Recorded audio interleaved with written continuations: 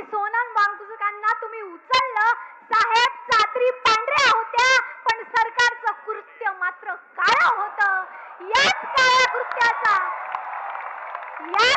कृत्याच्या निषेधार्थ हा देश, हा महाराष्ट्र, ही तरुणाई एकत्र सन्माननीय आदित्य साहेबांच्या नेतृत्वाखाली मुंबईत आम्ही एकवटलो आहोत. साहेबांना म्हणा, साहेब तुम्ही आमदार उचलून जाऊ शकतात, तुम्ही खासदार उचलून घेऊन जाऊ शकतात, पण या देशातला प्रामाणिक आवाज तुम्ही कधीच उचलून जाऊ घेऊ शकत नाही.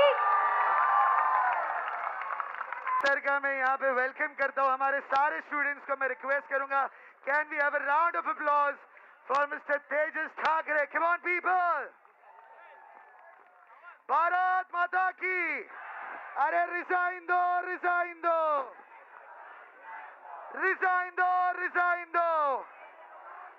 आवाज दिल्ली तक पहुंचनी चाहिए. रिजाइन दो, रिजाइन दो, रिजाइन लो, रिजाइन लो.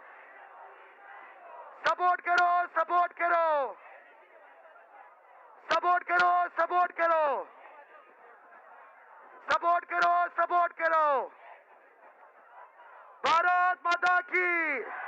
वंदे वंदे वंदे. तालियों के साथ, तालियों के साथ. वंदे वंदे.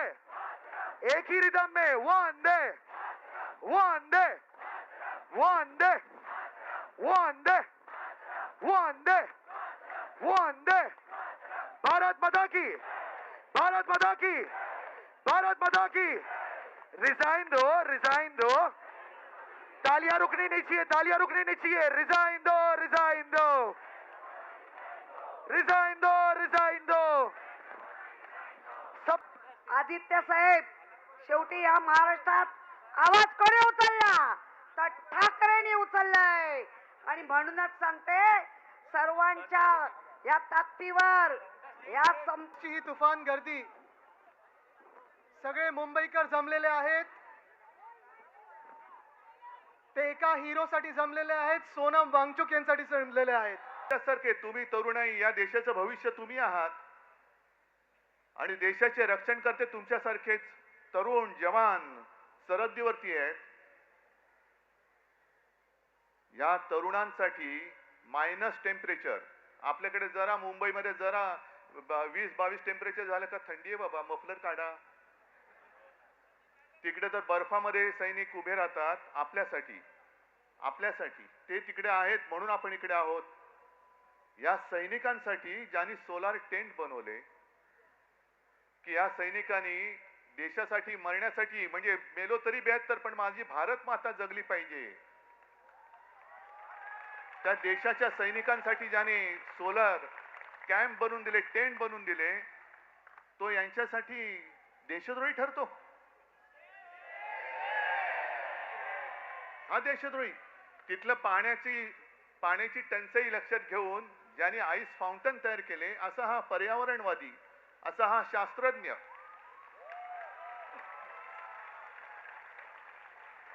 हा यांच्यासाठी देशद्रोही. मग नेमकं देशप्रेम आहे तरी कुठे? देशप्रेम कोण आहे? कुठे?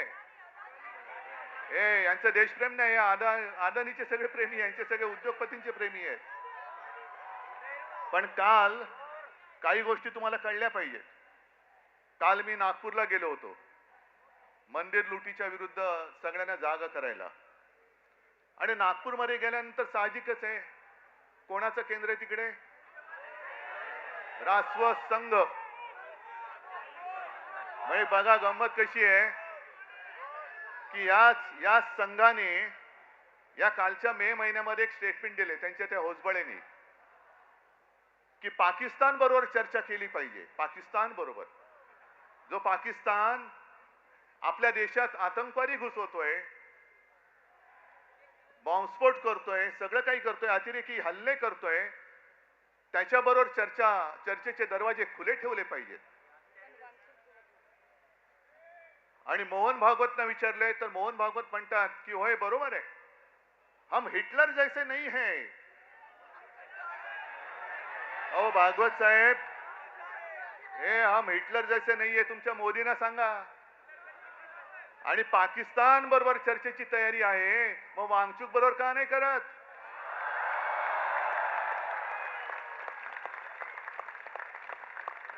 म्हणजे जो देश आपल्या सैनिकांचे बळी घेतोय त्याच्याबरोबर चर्चा, आणि जो माणूस आपल्या सैनिकांसाठी सोलार टेंट बनवतोय, अरे त्याच्या बुद्धिमत्तेचा वापर करून घ्या या देशासाठी. अशी माणसं होत नाहीत परत परत, अशी माणसं होत नाहीत. मग ही सगळं हे जे काय बघतोय ना, आज सगळे तिकडे पोलीस फाटा वगैरे आणतायत, कोणासाठी आणताय? अरे एवढे घुसवा ना, तर पाक व्याप्त काश्मीरमध्ये का नाही घुसवत तुम्ही? माझ्या नौजवान सगळ्या तरुण आणि या तरुणाई विरुद्ध तुम्ही आणखीन जे देशाच्या रक्षणासाठी सैन्यात जमा झालेले ते भरती झालेले तरुण वापरणार, म्हणजे तरुणांनाच तरुणाच्या विरुद्ध उभे करणार, आणि तुम्ही काय तिकडे जिलब्या पडत बसणार का ढोकळा खात बसणार?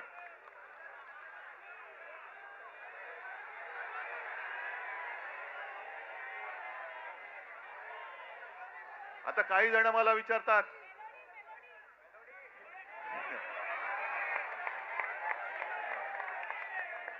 नहीं मेलोडी खाओ खुद जान जाओ, तो फिर मुझे बात करने की क्या बात है? आप जाओ उधर कोने पे मेलोडी ले लो और सब खुद जान जाओ, जो भी जानना है जान लो, समझ जाओ. मग तिकडे चॉकलेटच्या गोळ्या आणि आमच्या तरुणांना बंदुकीच्या गोळ्या.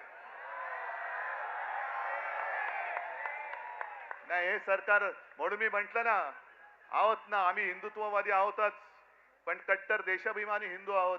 धर्माच्या आधारावरती केवळ शेंडी जानवाचं हिंदुत्ववाले आम्ही हिंदू नाही आहोत, आम्ही देशभक्त हिंदू आहोत. आणि म्हणून मी काल मोहन भागवतनं जे विचारलं की आज जे काही देशात चालू आहे हेच तुमच्या कल्पनेतल्या हिंदू राष्ट्रामध्ये बसतंय का? हे तुमचं हिंदू राष्ट्र आहे?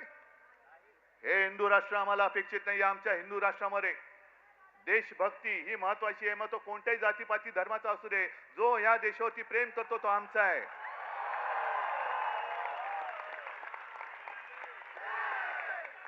पण गंमत कशी आणखीन असते ती बघा. काही वर्षांपूर्वी, म्हणजे ज्यातनं भाजप सरकारचा जन्म झाला, अर्थात त्याच्यामध्ये पापी आम्ही सुद्धा होतो, पण अण्णा हजारे हे उपोषणाला बसले होते. लक्षात आहे तुमच्या? काय प्रसिद्धी मिळाली होती, काय प्रसिद्धी मिळाली होती. जणू काय संपूर्ण जग तिकडे एकवटलं होतं.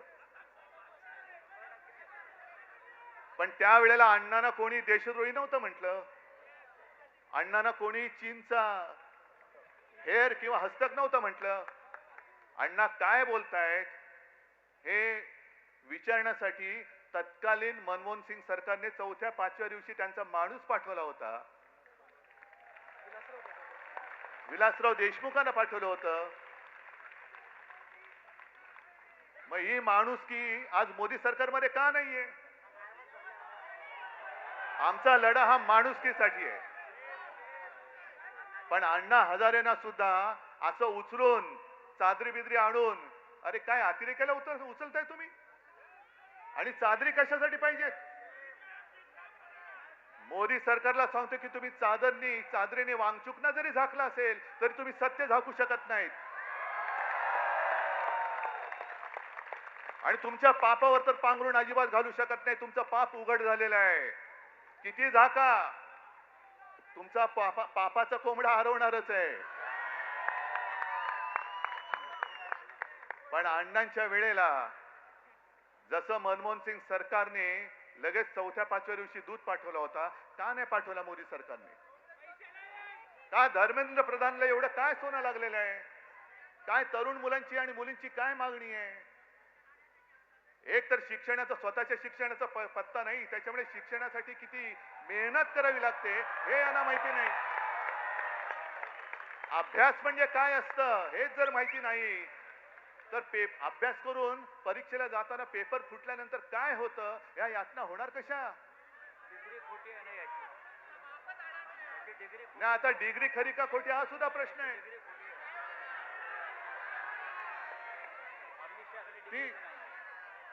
त्याच्यामुळे ह्या यातना, आणि आज तुम्ही जर का बघाल तर तरुण मुलं मुली तर आहेतच, पण मी सोशल मीडियावरती बघतोय त्यांचे आजी आजोबा सुद्धा आलेले आहेत, आई वडील आलेले आहेत. याचं कारण असं की मला नाही शिकता आलं, पण माझ्या मुलाने शिकलं पाहिजे, माझ्या मुलीने शिकलं पाहिजे.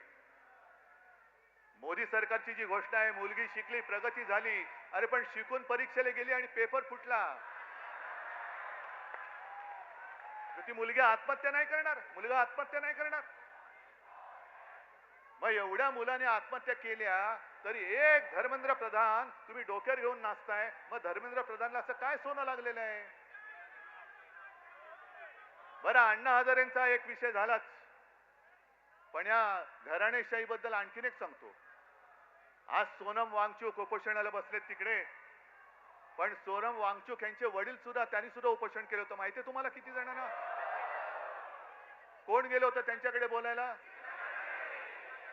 म्हणजे भाजपच्या लेखी हुकुमशाह असलेल्या इंदिरा गांधी सोनम वांगचूक यांच्या वडिलांना भेटायला लडाखला गेल्या होत्या, तरी हे तिकडे दिल्लीत राहून दिल्लीतल्या दिल्लीत भेटायला न जाणारे मोदी आणि शहा हे लोकशाही आणि इंदिरा गांधी हुकुमशाह.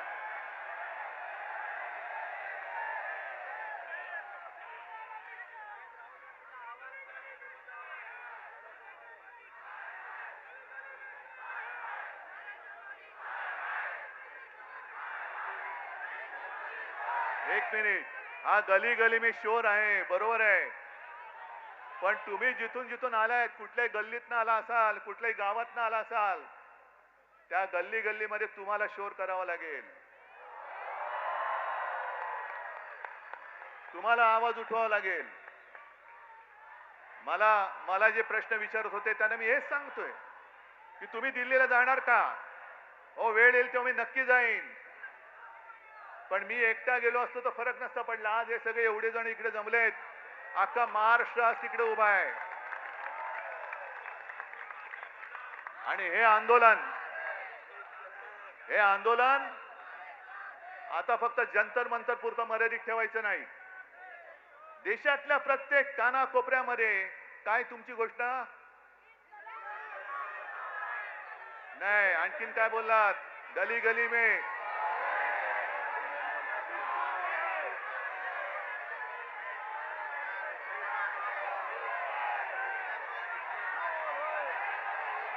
बरं, आणखीन एक गोष्ट, इकडे महिला आलेल्या आहेत, इकडे बऱ्याचशा महिला आहेत. महिलांनी मला पटकन सांगायचं, आपल्या घरात जरा थांबा नाही, आपण साधारणतः आपण साधी माणसं आहोत. आपल्या घरामध्ये साधारणतः असं मानलं जातं की साधी महिला ही झुरळाला घाबरते ना. अरे इकडे आमचं पंतप्रधान घाबरतो, अख्खं सरकार घाबरतं. जगातला सगळ्यात मोठा पक्ष ज्यांनी भाड्याने माणसं घेतलेत, हे भाडकं वाचलं की असं होतं, भाड्याने म्हणजे माणसं चोरून पक्ष वाढवला ना की असा पक्ष झुरळाला घाबरतो. आता कळलं मला की हा पक्ष झुरळाला का घाबरतो. हे सत्ताधारी झुरळाला का घाबरतात? कारण यांच्याकडे स्वतःची माणसं नाही आहेत, सगळी भाडकाऊ आहेत, चोरून आणलेली गद्दार आहेत.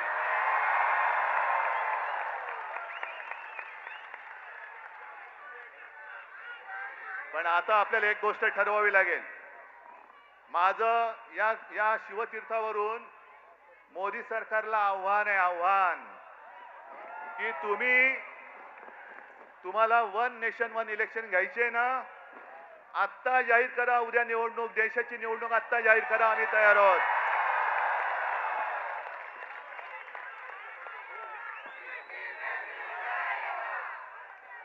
नेशन म्हणजे काय असतं, राष्ट्र म्हणजे काय असतं, या राष्ट्राची ताकद या माजलेल्या सत्ताधाऱ्यांना दाखवून देण्याची आता वेळ आली आणि संधी आलेली आहे. काय असतं नेशन म्हणजे काय असतं, राष्ट्र म्हणजे काय असतं. तुम्ही या माझ्या तरुणांना, जे उद्या देशाचं भविष्य आहेत, त्यांना कॉक्रोच म्हणता, पण आज तुम्ही बेशरमपणाने तिकडे गादीवरती बसलायत. जर आपल्याला स्वातंत्र्य मिळालं नसतं तर त्यांची बुडं टेकायला ह्या गाद्या मिळाल्या नसत्या. जे क्रांतिकारक फासावर गेले, काय वय होती त्यांची? सुखदेव, राजगुरू, भगतसिंग, किती किती नावं घ्यायची, चापेकर बंधू, सगळे याच वयातले होते, याच वयातले. ज्यांना आज आपण जेन झी म्हणतो, ती काय झुरळ होती? तुम्हाला काय झुरळामुळे स्वातंत्र्य मिळालंय? जर आपल्या स्वतःच्या प्राणाची पर्वा न करता, घराची कुटुंबाची पर्वा न करता, तेव्हाची तरुण मुलं यांनी जर का देशाच्या स्वातंत्र्यासाठी बलिदान केलं नसतं, तर आज आपल्याला स्वातंत्र्य बघायला मिळालं नसतं. मग ज्यांनी स्वातंत्र्यासाठी बलिदान केलं, ते स्वातंत्र्य आपण टिकवू शकतो आहोत की नाही? ते टिकवणं आपलं काम आहे की नाही, आपलं कर्तव्य आहे की नाही? आणि जे आपल्याला झुरळ म्हणतायत, होय मी सुद्धा झुरळ आहे, कोणी एकेकाळी मी सुद्धा याच वयात होतो. जर तुम्ही तरुण मुलांना झुरळ बोलत असाल, तर झुरळांचे आई वडील सुद्धा झुरळच आहेत. हा देश काय झुरळांचा देश आहे? आपण आता ठरवलं पाहिजे की जो आपल्याला झुरळ म्हणतोय, जो आपल्याला न्याय हक्क नाकारतो आहे, या सगळ्या सत्तेला चिकटलेल्या गोचिडी आहेत. गोचिडी, मी आज त्या सत्तेला चिकटलेल्या ना गोचिडी म्हणतोय. जे सत्तेला चिकटून राहिलेत आणि लोकशाहीचं रक्त पितायत, या सत्तेला चिकटलेल्या लोकशाहीचं रक्त पिणाऱ्या गोचिड्या आपल्याला खेचून बाहेर काढाव्याच लागतील. आणि आजपासून हा लढा सुरू होतोय. तिकडे जंतर मंतरला काय करतील सांगता येत नाही, कारण सगळं सैन्याची जमवाजमव सुरू झालेली आहे. इंग्रजांनी सुद्धा असंच 100-150 वर्ष राज्य केलं होतं. पण देशातली जनता जेव्हा एकजुटीने रस्त्यावरती उतरली, तेव्हा इंग्रजांना सुद्धा इथून पाय काढून पळावं लागलं होतं. तसंच यांना आपल्याला करावं लागेल. आणि आजपासून तुम्ही जिथे जिथे असाल, मी या माध्यमांच्या चॅनलच्या माध्यमातून संपूर्ण महाराष्ट्राला नव्हे तर देशाला विनंती करतोय, तुम्हाला जसं जमेल, तुम्हाला जसं झेपेल, तसं हे स्वातंत्र्य जपण्याचं युद्ध आता सुरू करा.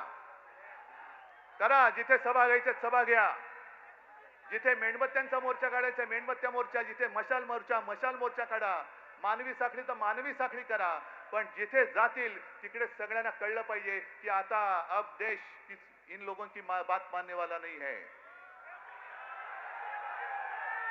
आणि नवीन आणखीन एक तुम्हाला सांगतोय, अण्णा हजारेंच्या आंदोलनाच्या वेळेला या अशाच टोप्या केल्या गेल्या होत्या. काय लिहिलं होतं त्याच्यावर? मैं अण्णा हूं. आता तुम्ही करायचं, मैं देशभक्त हूं. मी देशभक्त, मी अंधभक्त नाही. मी अंधभक्त आहे तो माझ्या भारत मातेचा आहे. मोदींचा अंधभक्त मी होऊ शकत, मी असणार नाही, कदापि नाही.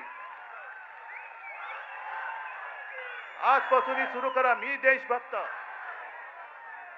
जे मोदी भक्त असतील त्यांना तुमच्या समोर उभं राहायला भीती वाटली पाहिजे. एवढी देशभक्तांची ताकद या देशात आज सुद्धा आहे आणि ती उभी राहू शकते. आणि ती महाराष्ट्र उभी करू शकतो, संपूर्ण देश उभा करू शकतो, हे यांना दाखवून द्या.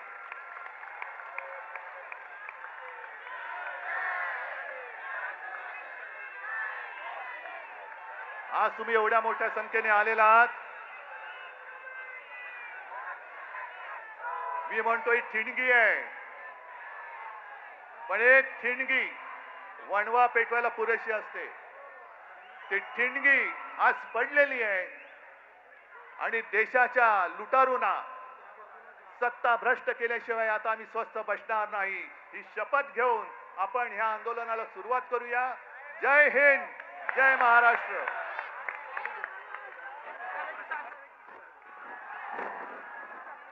सफेद चादरीत काळे कृत्य, सफेद कापड घालून लोकशाहीचं खून करण्यात आलं.